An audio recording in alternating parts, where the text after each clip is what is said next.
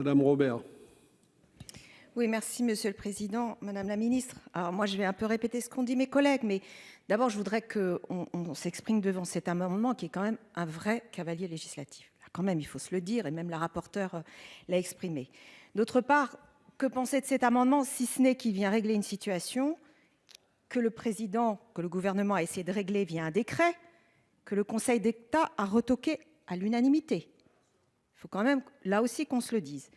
Et comment le qualifier, cet amendement? Moi, je pourrais le qualifier du fait du prince.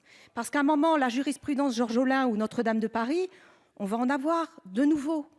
Donc, je crois que sous couvert, si c'est sous couvert des Jeux Olympiques, il s'agit de régler une situation que je trouve ubuesque, qui veut que cette présidente d'établissement public est en intérim depuis 18 mois.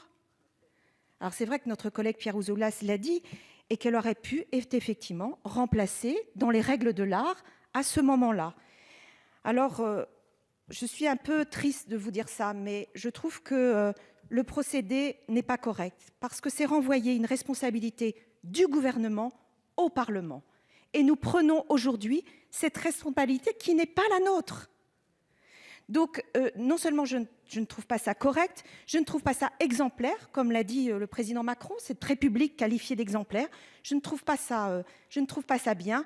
Et si j'étais triste, et Pierre Ouzoulias l'a dit, c'est qu'à un moment, on observe l'affaiblissement du ministère de la Culture, qui aurait pu remplacer Madame Pégard. Et vraiment, dans mes propos, je n'ai pas envie ni de parler de la présidente, ni de faire son bilan. Ce n'est pas le sujet et ce n'est pas le lieu. Vous voyez bien que c'est la question du principe de ce procédé qui nous met tous dans la difficulté et qui nous renvoie à une responsabilité qui n'est pas la nôtre. Monsieur